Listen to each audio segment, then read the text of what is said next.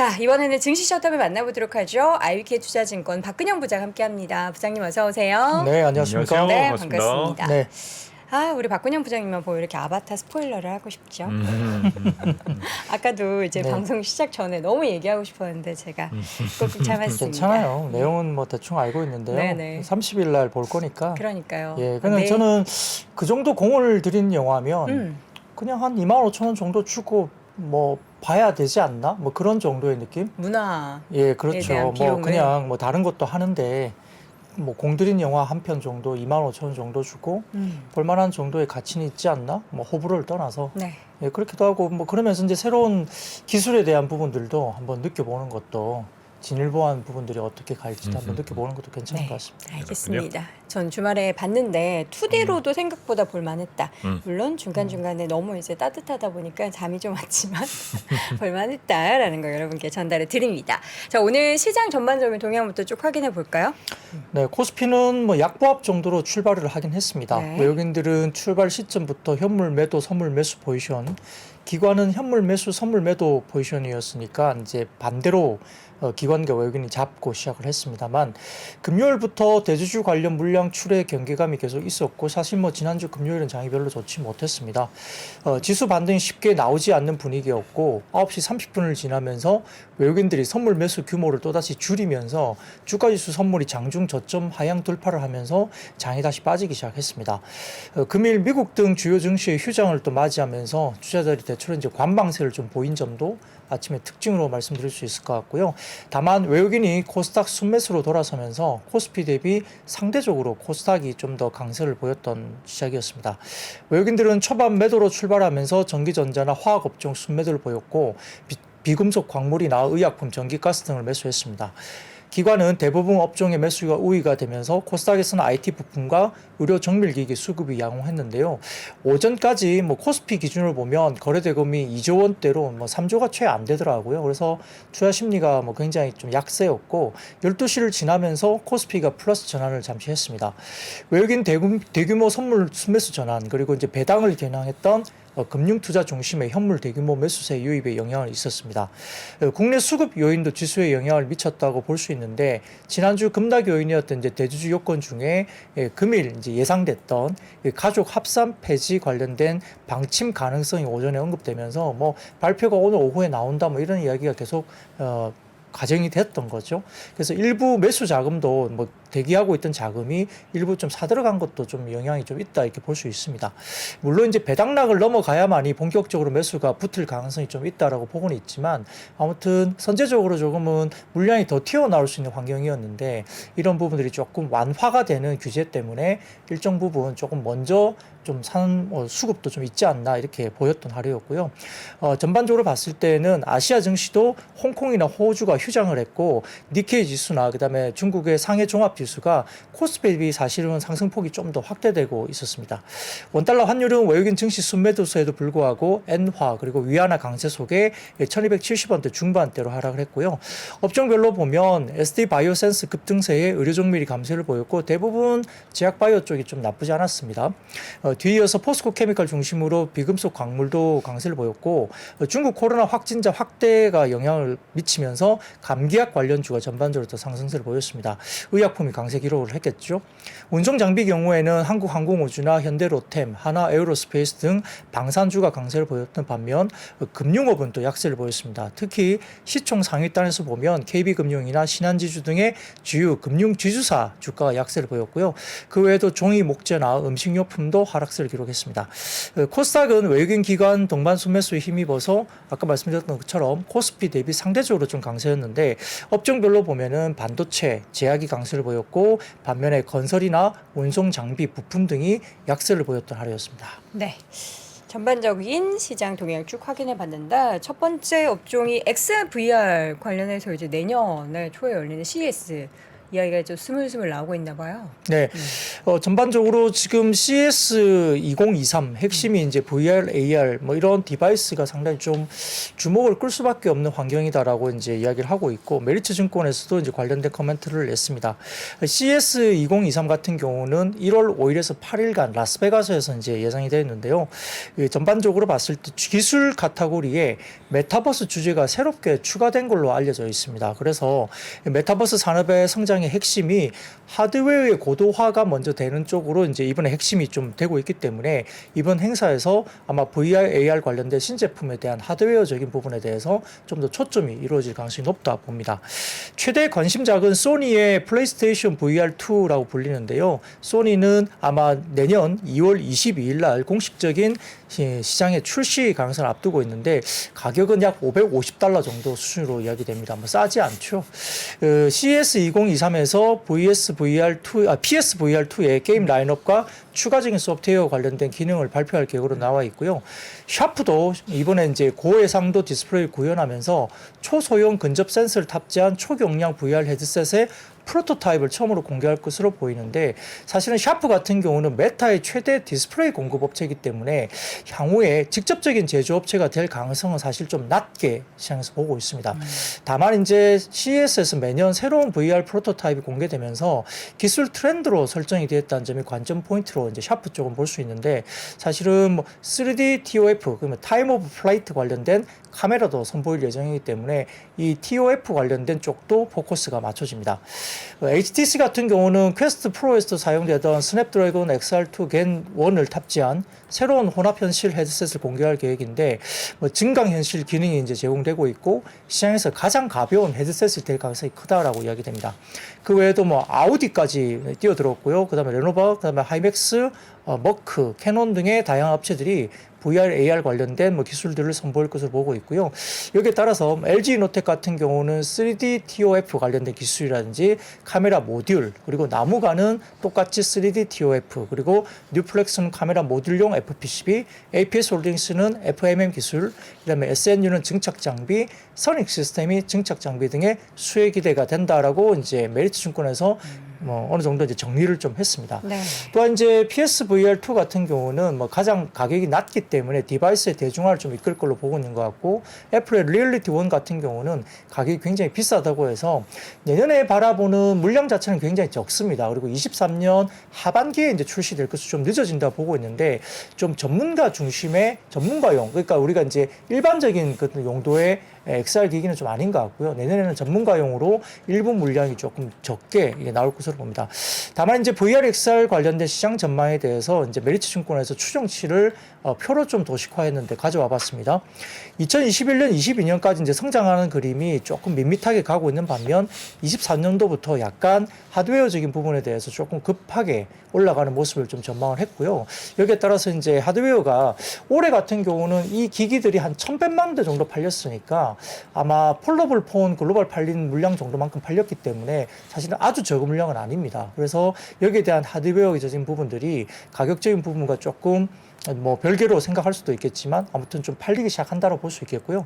다음 표를 보여주시면 23년 출시 예정 VR 기기 정리인데 소니와 메타 그다음에 애플 쪽이 나와 있는데 사실은 뭐 출시일이나 이런 것들도 마찬가지지만 가격적인 허들을 또 어떻게 넘을 것이냐 좀 문제가 될 것 같아요. 사실 이제 이 정도 가격에서 우리가 살 수 있느냐 문제잖아요. 그래서 이 가격을 받아들이고 정말 수요가 있을까에 대한 문제인데 아무튼 뭐 국내 참여 기업으로는 메타 쪽은 뉴플렉스가 일단 뭐 관련 기업으로 언급되어 있고요.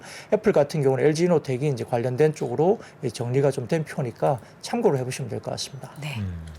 우리 또 CES에 저희가 이 현장을 실시간으로 생중계해드리기 위해서 저희가 누군가를 저희가 보내는 건 아니고요. 어쨌든 현장을 연결할 예정입니다. 내년에 CES 1월 초에 열릴 때 누가 또 그 주인공 될지 이건 사전 협의된 거 아니고요. 그냥 제 마음대로 결정을 해서 그러니까요. 여러분께 그 생생한 현장을 보여드리겠습니다. 네, 좀 전에 제가 이제 대충 보니까 네. 지금 시간이 새벽 1시네요.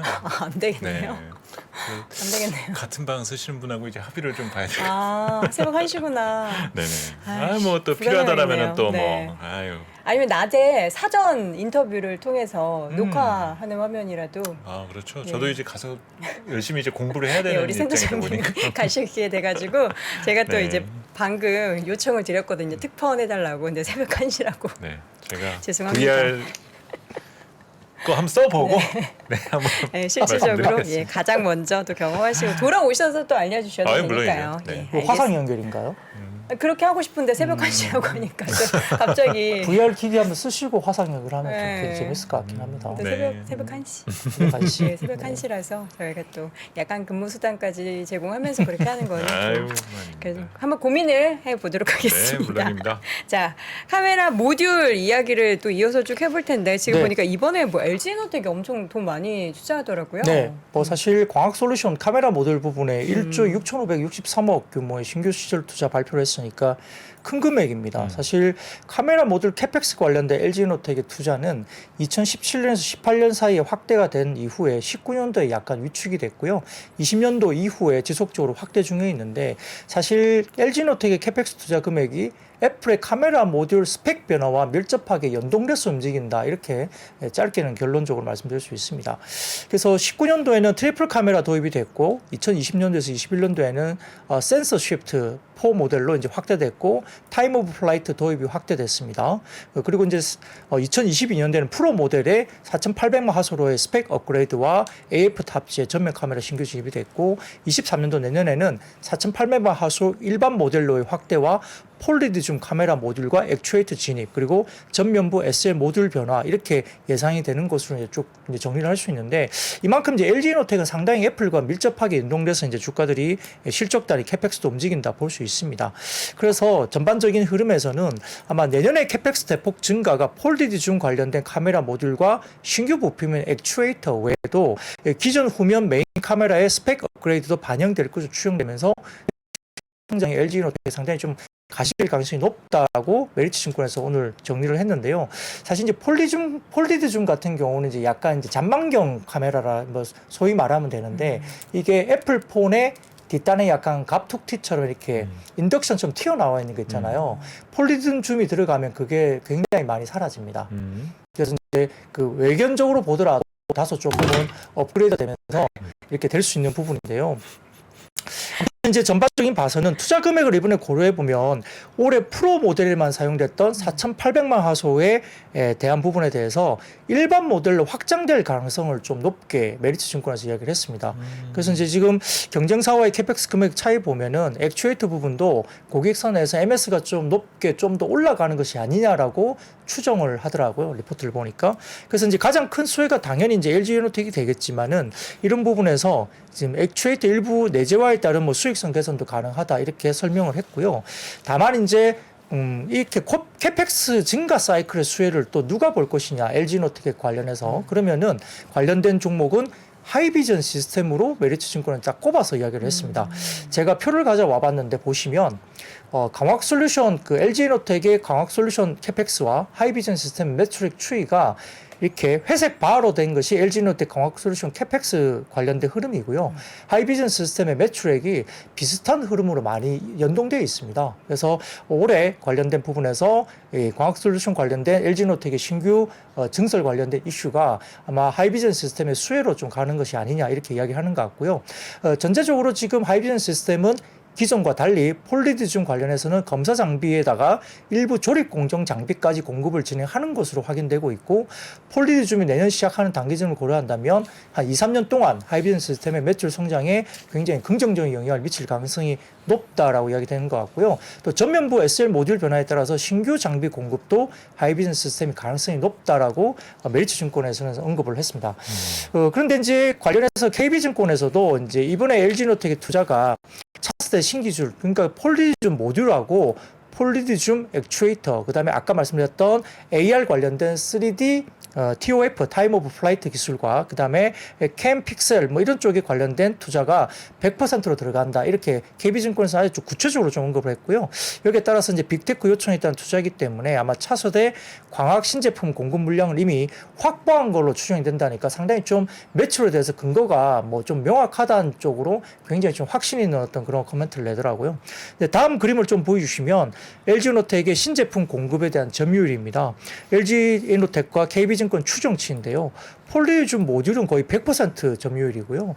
뭐 폴리디움 액추에이터는 80%, 타임 오브 플라이트 같은 경우도 90, 캠픽셀 같은 경우도 100%니까 거의 공급사 내에서 점유율은 거의 독보적으로 볼 수 있습니다. 그래서 이 정도로 가고 있기 때문에 이 광학 관련된 신제품의 공급 물량을 확보하지 않고서는 뭐 이 정도 공급에 대한 어떤 캐펙스 증가를 할 수는 없다. 뭐 이런 논리로 설명을 하고 있는 겁니다. 그래서 이제 관련해서 아마 차별화 요인으로 내세울 수 있는데 여기에 따라서 오늘 주가는 LG이노텍은 뭐 다소 좀 아쉬웠지만 나무가나 뭐 엘컴텍, 동은하나텍, 하이비전 시스템 등이 이제 중소형 주가가 움직였고요. 더군다나 오늘 오후장에 나온 뭐 거의 장 맞추고 나온 소식이 하나 있었는데 삼성전자가 3D 타임 오버 플라이트 기술을 적용한 엑스레이를 출시할 계획이라고 또 나오더라고요. 그래서 TOF 관련된 기술, 이 타임 오버 플라이트 관련된 기술이 상당히 뭐 LG뿐만 아니라 지금 삼성도 이야기가 되고 있는 상황이라서 이 TOF 관련돼서는 물체를 향해서 보낸 광원이 반사해서 돌아오는 시간을 측정하면서 거리를 계산하는 기술이기 때문에 뭐 VR, 뭐 AR 이쪽에도 이제 쓰인다고 계속적으로 이야기됐던 기술이거든요. 그래서 이게 삼성전자 의료기기 사업부도 TOF를 적용한 엑스레이를 출시하는 것이 이번에 처음으로 알려져 있습니다. 그래서 아마 입체적인 3차원 정보 획득이 가능하면서 기존의 엑스레이 대비 촬영 정확도가 상당히 높아질 수 있는 뼈나 연조직에 대한 입체적인 영상을 볼 수 있는 그런 기술로 이야기되고 있기 때문에 이 타임 오브 플라이트 관련된 이 기술도 시장에서 좀 약간 지금은 조명을 좀 받고 있는 이야기가 있습니다. 네. 오늘 하루 종일 이제 LG이노텍 관련해서 뭐 여러 가지 이야기도 나오고 주가도 조금 반응을 하고 그래서 네네. 이제 가지고 계신 주주분들은 이거 뭔가 좀 변화가 생기는 건가 싶은데 지금 채팅창에도 이노텍 주가 어떡하죠 하고서 많이 우는 분들이 정말 많으세요. 맞습니다. 그리고 특히 이제 연말 연초에는 전방 산업 등 전방 기업들의 뭐 투자 계획과 연동되어서 네. 이제 그 기업들에 대한 여러 기대감도 있을 거고 그쵸. 또 이것이 과연 실제 기업가치에 변화를 줄 수 있을 정도냐 상당히 논쟁이 벌어질 수밖에 없는 상황이거든요. 이럴 때는 조금 전 부장님이 말씀하셨던 것처럼 뭔가 좀 더 구체적인 숫자를 따라가는 것이 조금 더 필요한 때인 것 같습니다. 네. 자, 이쪽은 숫자가 좀 많이 나오는 것 같기는 해요. 임플란트 쪽 보면은 참 숫자가 제대로 좀 찍히고 있죠. 네, 이제 사실 중국의 VBP라고 해서 이게 사실 중요한 변수로 이야기됐는데 관련된 그 주요 정책 네 번째 발표에서 입찰 수량, 그러니까 Q의 물량이죠. 그다음에 이제 입찰 단가, P가 공개되면서 네. 오늘 이제 좀 관련된 주식들이 좀 움직였습니다. 23일 중국 수촨성 의료안전국에서 임플란트 소모품인 임플란트와 지대주 관련된 VBP 입찰 수량과 단가를 공개했는데 이 VBP 제도는 국민의료보험국에서 민간 인민보건 관점에 큰 정책 가이드라인 제시가 된 그런 가이드라인으로 보시면 될 것 같고요. 아마 이제 중국 지방정부연맹의 실질적인 VBP 시행을 주도하는 방식으로 진행되면서 수촨성이 좀 주도를 하고 있습니다. 이 관련해서 이제 중국 로컬 업체와의 격차를 재확인하는 관점에서 어떻게 나왔냐면 볼 수 있습니다. 지금 제가 표를 가져와 봤는데요. 다올투자증권에서 나온 이야기입니다. 이 4등급 티타늄 임플란트 클래스 A 업체별 수요를 나타냈는데 조금 뚜렷하게 좀 안 보여서 조금 불편한 시절이 있는데요. 보시면 오스테 임플란트하고 덴티움이 제일 위쪽에 첫 해 구매 수요 세트가 제일 많죠. 그렇네요. 예, 그리고 스트라우만 굉장히 뭐 비싼 그 해외 쪽에 브랜드가 눈에 보이기도 하고요. 이렇습니다. 근데 그 주요 임플란트 기업들의 입찰 관련된 그 물량 강세가 상당히 좀 좋아지는데 4등급 순수 티타늄 제품 VBP 1차년도 실제 구매 예정 규모가 225만 세트이고요. 그 다음에 티타늄 합금 관련된 세트가 34만 세트 정도입니다. 근데 전반적으로 업체별 수요가 이렇게 나와 있는 상황인데 물량은 중국 시장의 약 절반 수준으로 추정이 되고 있고 지역별로 보면은 한국이 57% 정도 가져가고요. 선진국, 미국과 유럽을 포함한 선진국이 31% 정도 물량을 가져가고 중국 로컬사가 11% 정도 가져간 걸로 보입니다. 그중에 국내 주요 업체 비중은 오스템 임플란트가 24%를 가져가고 있고 덴티움이 20% 가져가죠. 네오가 3%, 그다음에 메가젠이 3% 정도로 국내 5개 기업 비중이 총 50.1%니까 이번에 물량의 절반 정도를 한국이 다 가져옵니다. 5개 업체가 상당히 많은 업체들이 이제 한국에서 가져간다는 거죠. 그 스트라우만이 이제 12.4%니까 상대적으로 높은 그 가격대에 있는 그런 회사들이 많이 가져가지 못합니다. 그래서 국내 업체들의 중국 내 임플란트 경쟁력을 다시 확인하는 어떤 그런 걸로 보시면 될 것 같고요. 더군다나 이제 시장에서 굉장히 우려를 많이 했던 저가 제품이었던 중국 로컬 업체에 관련된 VBP 편파 수혜가 보이지 않았다는 게 사실 의미가 있습니다. 좀 밀어주기 하려고 이렇게 하는 것이 아니냐라고 이야기했지만 오히려 국내 업체가 50%를 다 가져왔기 때문에 이러한 편파 관련된 우려가 사실 좀 덜었다는 거고요. 그리고 말씀드렸던 임플란트 입찰 기업 탑10, 그러니까 물량 기준으로 봤을 때는 로컬 기업, 중국 로컬 기업이 위고 임플란트가 유일한데 10위 정도에 되입니다. 그러니까 편파가 거의 없었다 보면 되는 거죠. 예, 다음 표를 좀 보여주시면 4등급 순티타늄 임플란트 제품 중에 의료기관 1차년도 VBP 구매 수요 및 구매 예정 기업 탑 11개 기업 중에 보이는데요. 뭐 중국 글씨라 잘 안 보이시겠지만 네. 이렇게 빨갛게 제가 네모나게 쳐 있는 부분 있죠. 네. 저 부분들이 대부분 이제 국내 임플란트 기업입니다. 빨간색 테두리로 된 게 국내 임플란트 기업이에요. 한국 기업이란 말씀. 그렇죠. 예. 그래서 네. 1위, 2위, 그다음에 6위, 7위, 9위 이렇게 한국 기업이 10대 지금 순위 중에서 이제 그렇게 들어와 있죠. 살짝 보이는 게 이제 네. 1위에 저기 영어로 쓰인 오스템인 것 같고, 네. 그렇죠. O로 시작하니까 두 번째 그렇죠. 게 D니까 덴티움인 네, 그렇죠. 것 같고 밑에 6위, 7위가 이제 뭐 쭉 나와 있죠. 네, N으로 네. 시작하는 기업과 S로 시작하는 기업 이 정도로 네네. 판별해 그래서 보도록 하겠습니다. 전체적으로 이제 구매 예정 기업 탑 10 중에 아까 말씀드렸던 국내 5개 기업이 다 들어가 있고, 그다음에 10위 정도의 이제 로컬 기업 위고 임플란트가 들어가 있기 때문에 이번에 VBP에 대한 우려가 결국은 하이엔드, 미들엔드, 그다음에 로엔드 중에서 로컬 로엔드 쪽으로 좀 밀어주는 방식의 정부 정책이 나오지 않을까를 우려를 했지만 물량당을 봤을 때 한국 5개 기업이 50%를 점유하면서 상당히 물량에 대한 우려를 완전히 줄여버린 거죠. 그와 관련해서 그 VBP 입찰 할인율이 마이너스 21% 정도 수준이니까 단가가 좀 떨어진다고 보면 됩니다. 그래서 지금 조건이 임플란트 벤치마크 가격을 통해서 VBP 입찰 가격을 추산하면 오스템 임플란트와 덴티움의 VBP 입찰 단가가 개당 한 794위안 정도로 추정이 된다고 합니다. 네. 기존의 그 판가 가이던스가 1000위안 정도였기 때문에 네네. 약 한 21% 정도 할인해서 팔아야 되는 기준인 거죠. 그래서 이제 좀 단가는 좀 떨어지는 게 분명히 맞습니다만 전반적으로 봤을 때는 그래도 하락폭이 어느 정도 있긴 하지만 Q의 물량 증가 때문에 아마 이런 부분들을 어느 정도 상당히 좀 많이 어느 정도 가격 경쟁을 통해서 커버리를 할 수 있다, 메이크업을 할 수 있다 이렇게 보는 것 같고요. 지금 아까 말씀드린 대로 1차년도의 총 수요량이 250만 세트이기 때문에 2022년 기준 중국의 임플란트 시술 횟수가 380만 회였다고 하거든요. 네. 거기에 비하면 해당 재료를 통한 입찰 수요 확대가 충분히 기대된다는 점에서는 어느 정도 물량에 대한 확대 때문에 너무 우려할 상황은 아니다. 그래서 주가가 상당히 오늘 괜찮았던 모습이 보였는데요.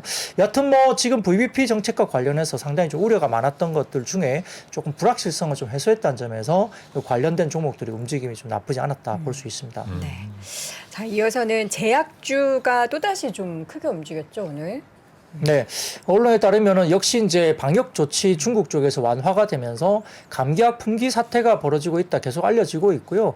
최근 1, 2일 사이에 중국인들이 뭐 한국과 일본 등에서 감기약을 굉장히 좀 많이 뭐 이렇게 엄청난 대규모로 이렇게 살려고 좀 이렇게 사자 이렇게 좀 약간 입도 선매 같은 느낌을 좀 많이 준다는 뉴스들이 나오고 있습니다.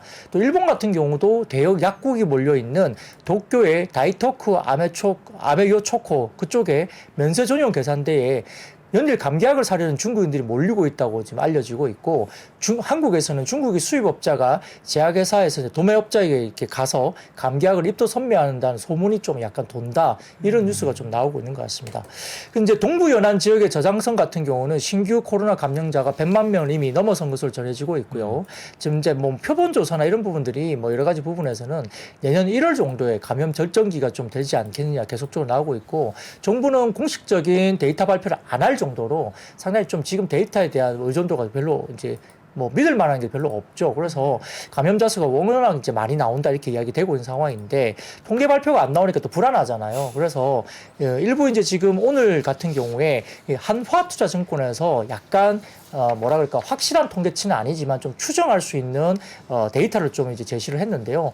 표를 먼저 좀 띄워주시면 이게 이제 바이두 쪽에서 나온 그 관련된 그 데이터입니다. 그래서 최근 들면은 11월까지 중국 바이두에서 코로나19 확산을 검색하면서 중국 전체 확진자 수 등의 데이터가 좀 나오고 있는데 바이두에서 집계한 중국 코로나19 지수가 확인된다고 하면서 이걸 가져와 봤습니다. 그래서 건강문진 지수와 그다음에 코로나19 검색 지수로 나뉘면서 지난주부터 약간 정점을 좀 찍고 내려온 듯한 느낌을 준다. 그래서 굉장히 확산이 되다가 좀 적점을 찍고 내려온다는 모습이 보이는데요.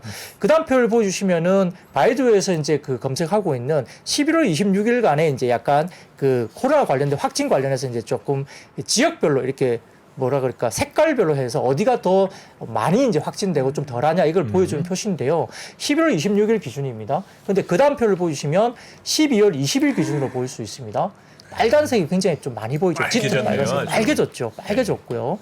그 다음 표를 보여주시면 11월 26일인데 이 조금 빨갛던 게 이제 좀 약간 연해지기 시작합니다. 예, 그래서 지금 실질적으로 최근에 들어보면 1, 2선 도시, 그러니까 큰 도시에서는 약간 좀 연해지고 있고, 그 다음에 3, 4선 도시로 좀 확산세가 약간 번져나가고 있는 평가가 이루어지는 어떤 기준으로 좀 보이는 것 같습니다. 물론 이제 이것도 굉장히 확실한 검증된 자료는 아닐 수 있지만, 이 바이두에서 검색되고 있는 현지에서 검색되고 있는 어느 정도의 약간 분위기를 알려주는 정도입니다. 그래서 아마 이제 아까 말씀드린 대로 1월 초에 아마 일선 도시 같은 경우는 확산세가 어느 정도 이제 정점을 찍을 가능성이 높다고 이야기되고 있고 3, 4선 도시에서 이제 그 뒷단에 약간의 확산세가 이루어지는 부분인데 이렇게 과도기가 어느 정도 이제 겪어지면서 약간 아주 절정에 대한 부분들이 조금은 1분기 지나면서 이제 어느 정도 좀 꺾이는 것이 아니냐 느낌은 볼 수 있는 상황인데 여기에 따라서 아직까지는 감기약 관련된 제약업체들이 좀 강세를 보입니다. 경보제약, 경남제약, BC월드제약, 국제약품, 사마제약 등등이 좋은데 그리고 샤페론이나 그다음에 케어젠, 시젠, PCL 등의 일부 코로나19 관련주도 상당히 좋았습니다만 근데 이제 코로나19 관련해서는 거꾸로 보면 이렇게 확산세가 넘어가니까 뭐 여행주라든지 그다음에 뭐 중국 소비주들은 또 별로 안 좋았고요.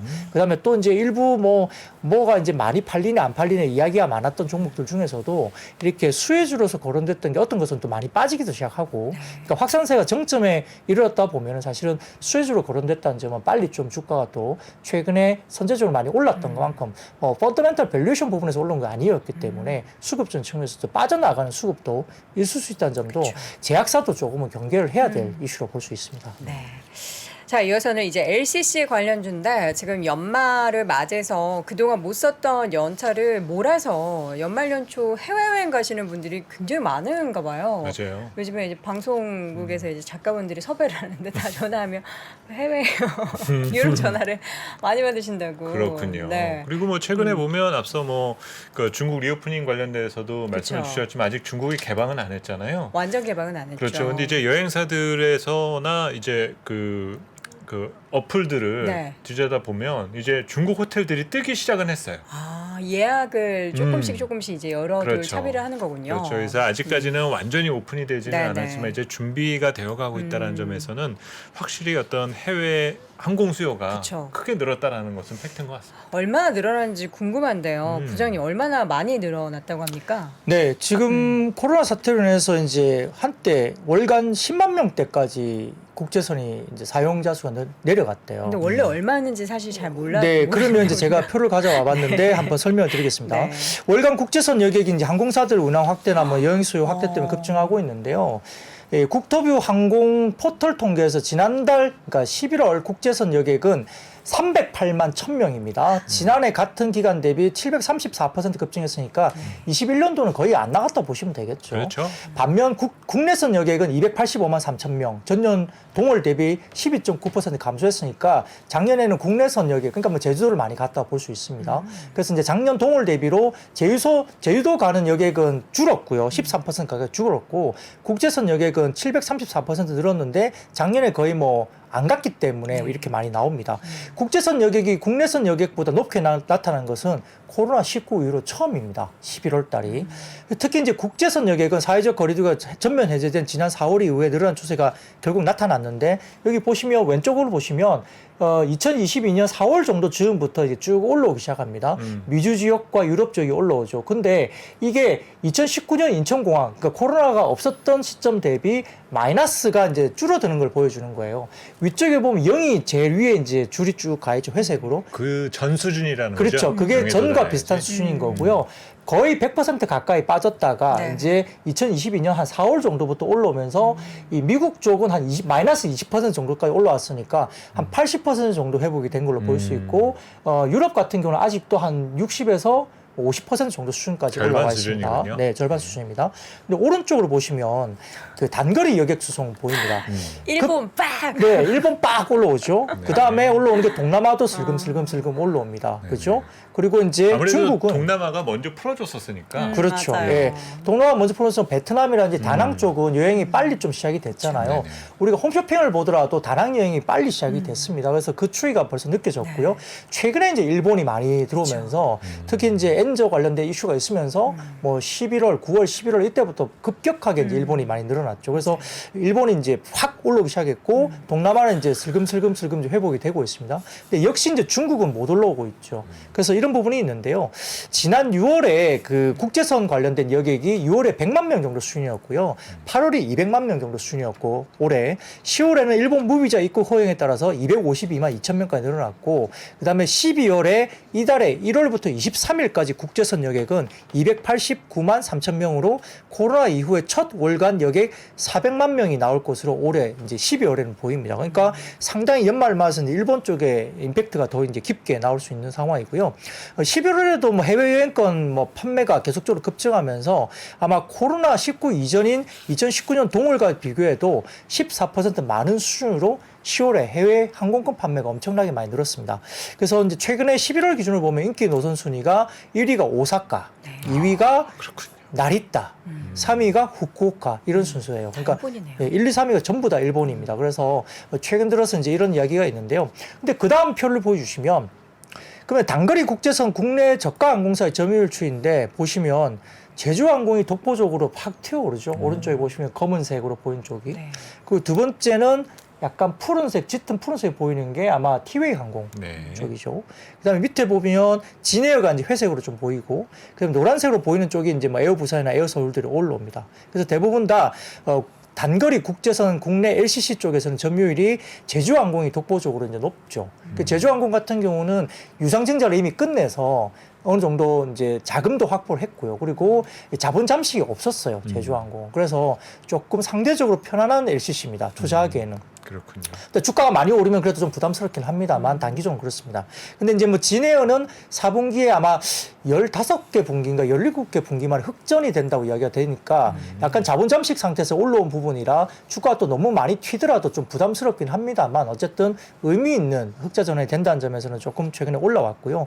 뭐 에어 부산이나 에어 서울 등등 종목들은 최근에 조금은 좀 덜 올랐다는 부분이 있긴 하겠지만 그래도 이제 똑같이 이제 LCC들은 같이 움직입니다. 그래서 티웨이 항공이나 티웨이 홀딩스도 오늘 괜찮았고요. 에어부산도 괜찮았고 제주항공도 상승했는데 다만 이제 아까 말씀드린 것처럼 이렇게 자본 잠식이 한 번씩 다 있었기 때문에 제주항공을 빼고 나면 대부분 다 있었기 때문에 갑자기 주가가 또 오르면 또 증자라든지 일부 어떤 여러 가지 자금에 대한 이슈가 좀 있을 수 있기 때문에 그런 부분들이 좀 경계를 할 필요는 있는 국면이라고 볼 수 있습니다. 네. 홍콩도 여행 갈 수 있대요. 어, 센터장님. 그렇습니다. 가서 격리 안 해도 된다고 하는 네. 그 소식을 좀 접하자마자 그날 센터장님이 휴가 가 계셔가지고 전달을 못 드려가지고 굉장히 아쉬웠습니다. 곧 가야죠. 예, 여행 계획 얼른 네. 세우시기 바라겠고요.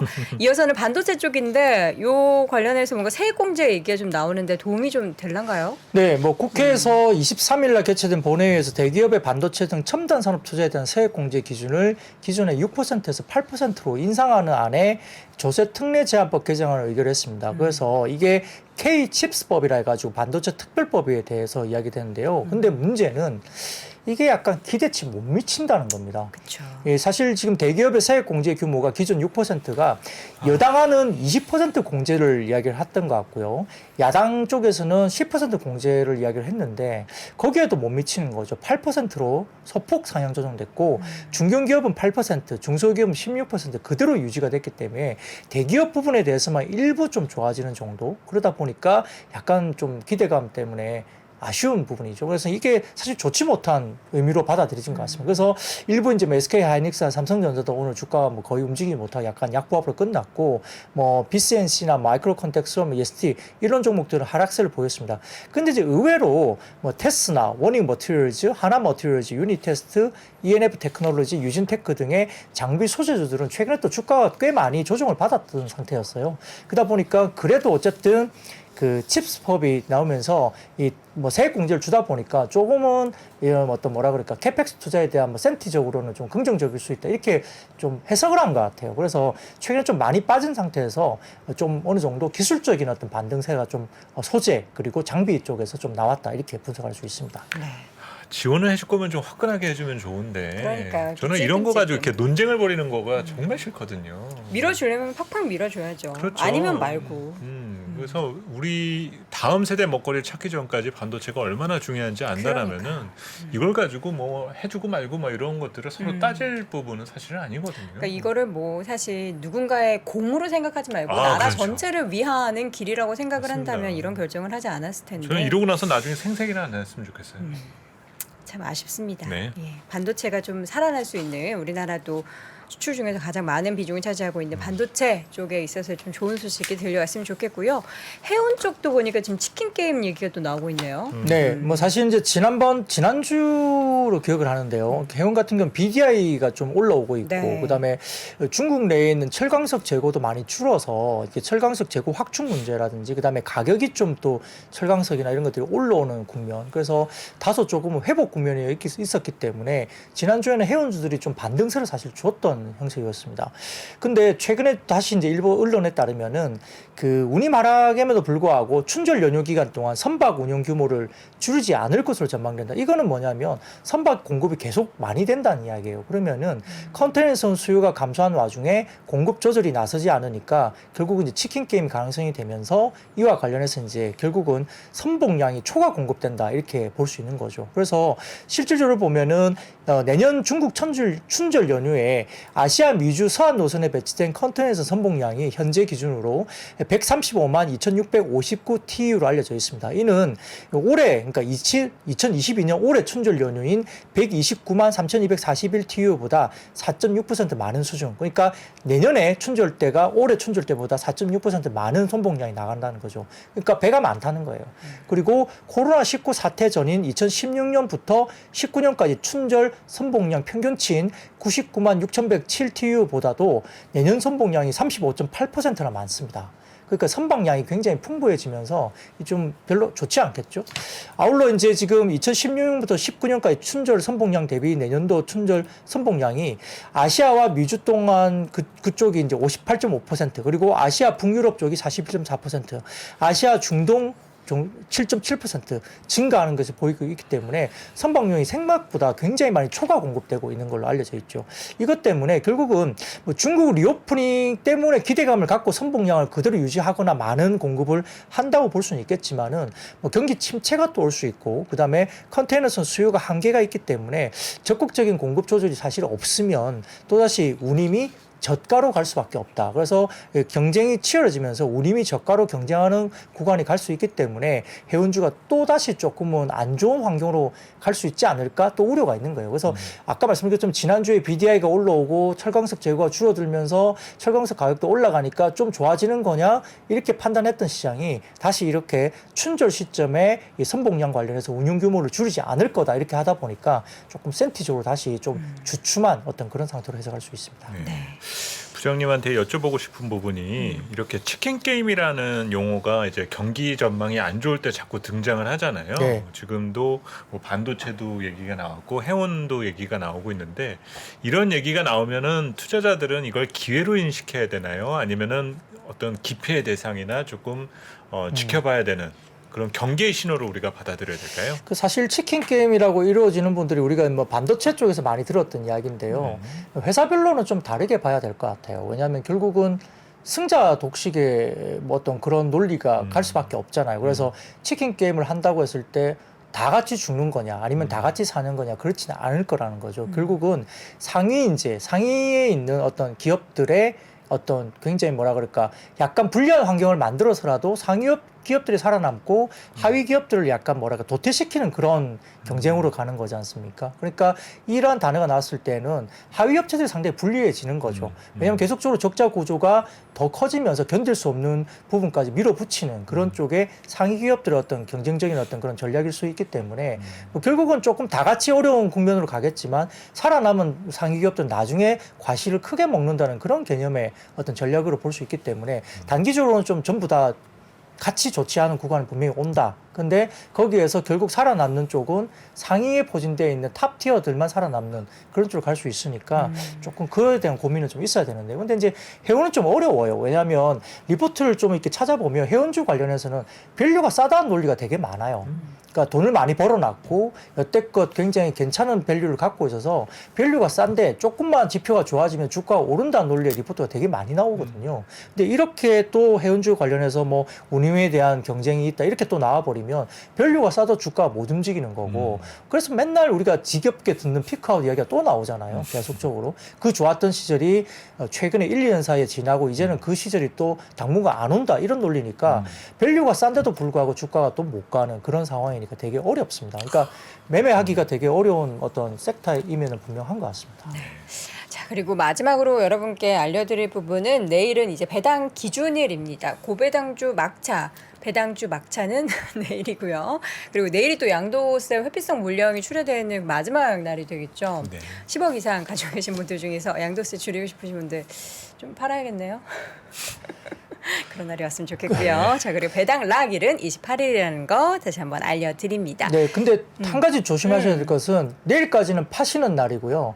평가는 29일 종가 기준입니다. 그러니까 이틀 동안 주가가 올라버리면 네. 내가 내일까지 예를 들어서 9억 9천만 원까지 9억 9천까지 팔아서 맞춰놨는데 갑자기 급등을 내일 하면. 종가 기준으로 맞춰놨는데 9억 9천을 네. 28, 29 주가가 그 주가가 올라버리면 10억이 넘어가게 됩니다. 그럼 좀 많이 팔아놔야 되나요? 29일 종가 기준으로는 10억이 넘어가는 기준이 되니까 여유롭게. 사실은 그래서 이제 좀 더 많이 팔아야 되는 그러니까 좀 넉넉하게 팔아놓는다는 개념이 맞는 거죠. 그 10억이 좀 안 되게 좀 넉넉하게 팔아놔야 28, 29의 주가 변동성에서 빠지면 다행이지만 올라가 버리면 10억을 넘길 수도 있는 부분 때문에 그래서 이제 이게 상당히 저희도 곤욕스러워요. 그러니까 안 팔아야 되는 물량을 더 팔아야 되는 그러니까요. 상황이 돼서 사실 PB 입장에서도 이제 가지고 계신 고객들한테는 되게 좀 사실 좀 되게 죄송한 마음도 있어요. 안 팔아야 되는 물량을 팔아야 되는 상황이니까. 그러면 안 팔고 네. 그냥 10억 이상이더라도 양도세 내는 거를 선택하는 분들도 계십니까? 그럴 수도 있는데 근데 그건 많지는 않습니다. 많지는 많지는 않고요. 그냥 좀 회피하려는 경향이 더 많은데 네. 근데 이제 결국 그분들도 말씀하시죠. 안 팔아야 되는 물량을 팔아야 되는 거고 또 아까 말씀드린 것처럼 이틀간의 변동성에 노출돼 있으니까 좀 더 많이 팔아야 되는 거죠. 불안하니까. 근데 그걸 또 채워놓기 위해서 또 사야 되잖아요. 그러니까 그런 것들이 되게 왜 이래야 될까라는 네. 생각들을 많이 하게 됩니다. 배우자분들에게 이제 증여하는 분들도 계신다라고 하는데 그것도 이제 방법 중에 하나죠. 배우자가 없으니까 저는 좀 많이 팔도록. 네.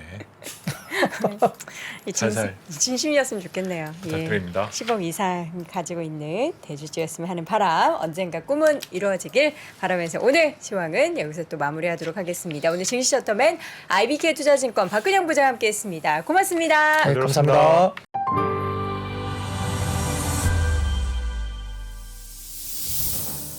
주식 투자자 여러분, 바로 지금 더 늦기 전에 준비하셔야 됩니다. 2023년이 코앞으로 다가온 지금, 1분 1초가 아까운 지금, 그래서 망설이지 말고 시작해야 하는 지금, 아직 늦지 않았습니다.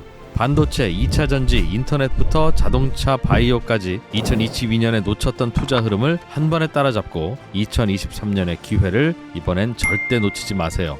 3프로TV 2023 베스트 투자 전략 12월 31일 다시 없을 혜택이 종료됩니다.